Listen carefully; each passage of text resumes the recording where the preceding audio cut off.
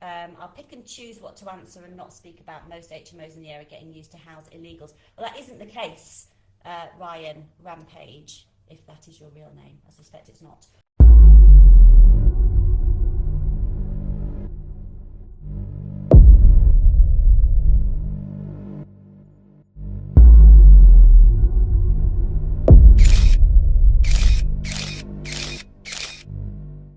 Yes guys, and welcome back to the channel. Today's something a little bit different. So in the up and coming weeks, well in the past few weeks, what I have done in the local town of Grimsby is help the community watch group just here make the streets a bit safer from time to time. I've been out with them 3 times as of recording this video. Probably more by the time this video goes out. And in other ways I've tried to help support them as well. What I have done in this video is simply I have found out that MELANIE ONN, a local Labour councillor, is apparently cracking down on the illegal tobacco stores on Freeman Street, Grimsby. But the dodgy shops, and this is about dodgy shops, this isn't about legitimate businesses. I've got no but has not seemed to have made a change. I've not seen any of them stop selling anything on Freeman Street. She goes down there, does a publicity stunt, and it then disappears, and it all goes back to normal by the end of that day. As it stands, she keeps on persisting to go on about this. So I've decided to join one of her lives one day. This was about a week or so ago. I joined one of her lives and ask her put something in the comments, because I didn't think she'd read it, but I was honest and brutal, because there was the sort of thing where she gets you to send in messages previously, and I didn't get to do that. So I just put in the comments to see if she'd read it out, and she did. She did. But the only thing she was more concerned about was not what I said in my message, more the fact that I was using Ryan Rampage as a name. I suspect that's not your name.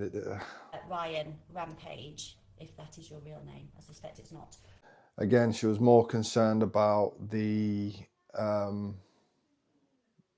fake tobacco shops and the undercounter vapes and stuff like that on Freeman Street, rather than HMOs and illegal immigrants being moved into the HMOs around here. Bearing in mind, now I have had a contractor literally explain to me that between a £600 and £700 house that you'd get average rent for, so average rent of a house, let's say it's £650, that house then gets changed into a HMO. Yes, it costs the landlord money, maybe costs quite a bit of money as well, but change that house, that same house that you're getting £650 a month for, change it into a HMO, rent it out to the Home Office.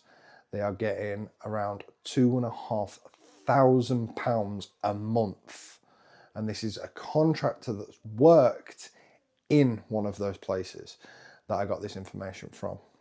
No, I'm the contractor. I came here to see the work we're doing there. A lot of people talking about HMOs. Yeah, HMO is another thing, because council is paying for HMO properties. Like £2,500 a month to HMO property. Yeah. So they can put multiple homeless people in one property. Yeah. It's all homeless people and everything. Yeah, some asylum seekers, different, every category falls in that. But the council is paying good money for that. So people are converting their regular property to HMO, so they can get good money out of it. Now, so that is why these landlords from London, Birmingham, ones in Exeter, Essex, places like this, that are buying these properties to rent out to the Home Office for these illegal migrants. This is actually what she said to my message. I'll pick and choose what to answer and not speak about most HMOs in the area getting used to house illegals. Well, that isn't the case. No, congrats. You actually answered my comment, which I didn't think you was going to do. Granted. And no, Ryan Rampage isn't my real name. Why should I give you my real name? You've met me before. Didn't have any background on me, but just because I had a camera in my hand, you didn't like me. So what's my name got to do with anything? But that you was more interested in that than moving on.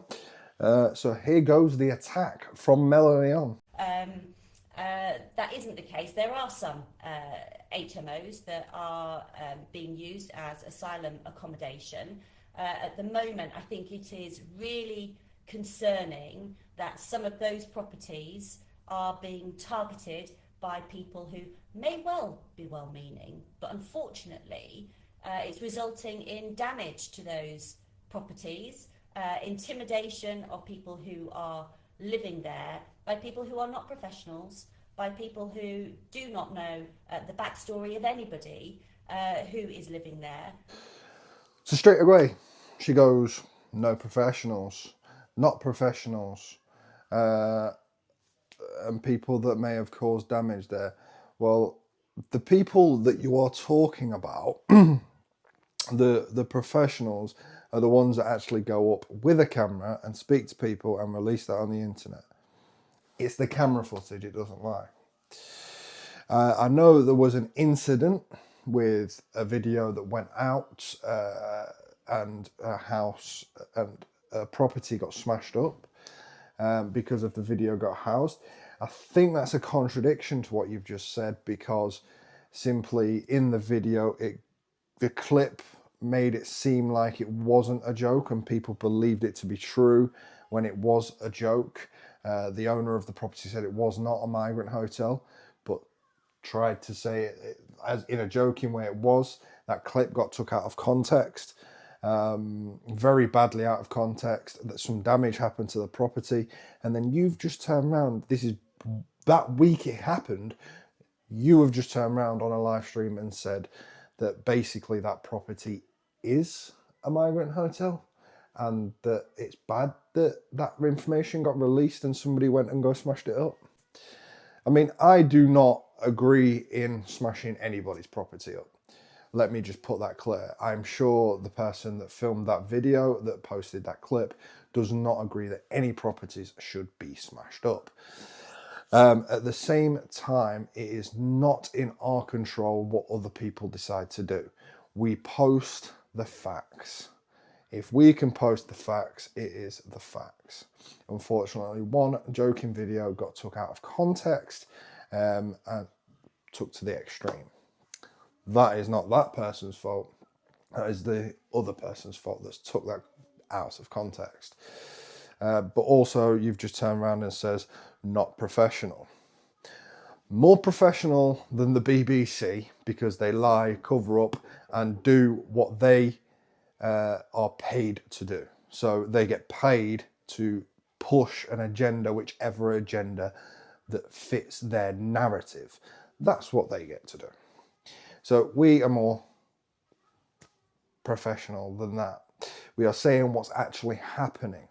And as for the background of the people that are living there, that's why we're going. We're going to find out who is living there.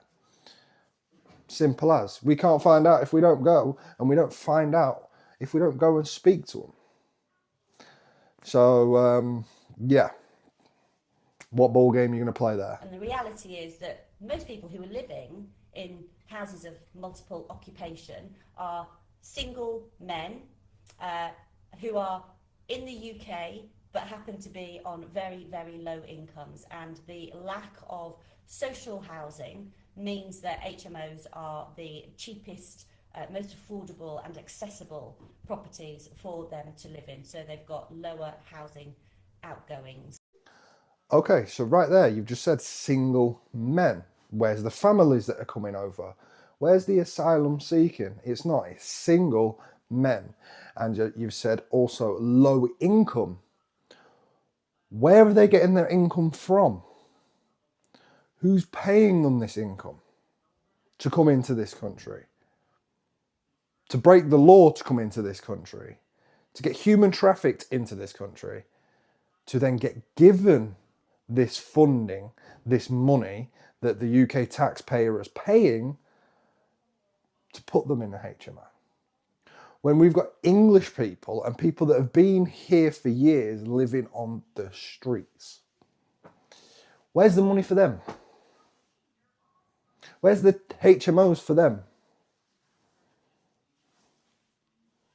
You tell me, Melanie, because I don't see one. In line with the housing benefits arrangements. So, and just to add there, housing benefits arrangement. Who's paying them housing benefit? that's the reality of it. It's not most HMOs, and I think that really we should be a bit more responsible when we're talking about these things. We do not have huge numbers of asylum seekers in our area.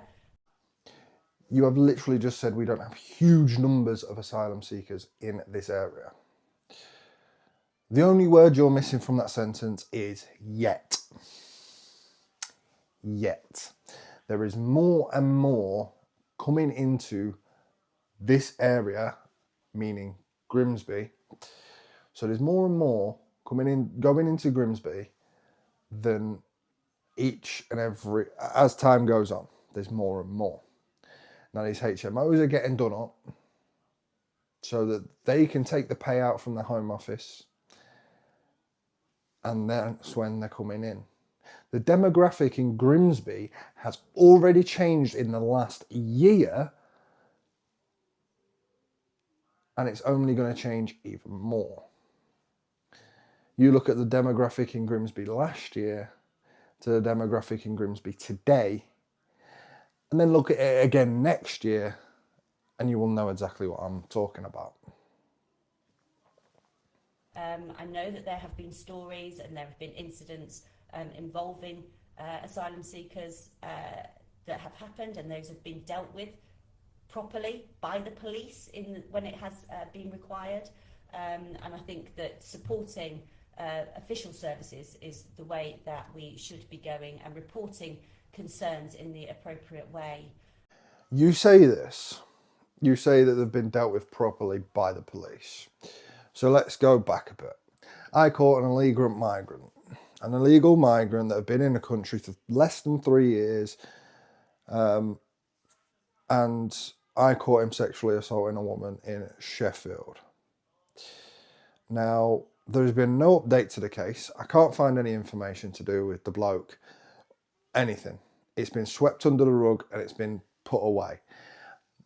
If I wasn't there as a YouTuber, nobody would know. There was no local posts. There was nothing. I can't find anything. And if I do find it, I'll hopefully find it before the end of this video and put it here. I'm going to ask a couple of my friends that are a bit better on the internet to actually look as well. So if I find it, it's here popping up on screen and I'm wrong. But other than me being there, nobody would have knew. It got views. Everyone was sharing it. I didn't mind if people, like, I'm talking it got views. I'm talking people were stealing the video and I wasn't bothered. Get his face out there, get him known. That was the important part. The police are doing nothing. And then we look at an incident that happened in Grimsby. Let's talk about your local area. We are supposed to trust the police. Regardless of if a man is white, black, brown, whatever. It does not matter. The rape incident that happened in Grimsby is atrocious to the area. Absolutely atrocious. That is why there is a community watch, because there is not enough police on the streets doing patrols to deter somebody from committing this crime. Now, not only has this crime happened, and the only thing been released to the female and younger women in the area is that it was a 27-year-old. Done. That's the only thing that's been released. No description other than that.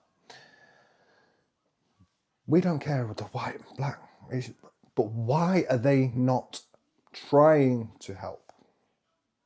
They've arrested the man. They've released the man on bail. Why? There's cameras. There's also, apparently, according to the people that we've spoke to, there's also witnesses around the area at the time that the police know about and haven't spoken to. But yet they've posted things like this, saying we would like to see witnesses. But you haven't spoken to the ones you already knew. So what's happened there? What's happened to all the camera footage from the CCTV in that area? But that is a whole separate thing that we are talking about when we are going out on the community watch. So how can we report and trust the police to do their job when they released a rapist on bail?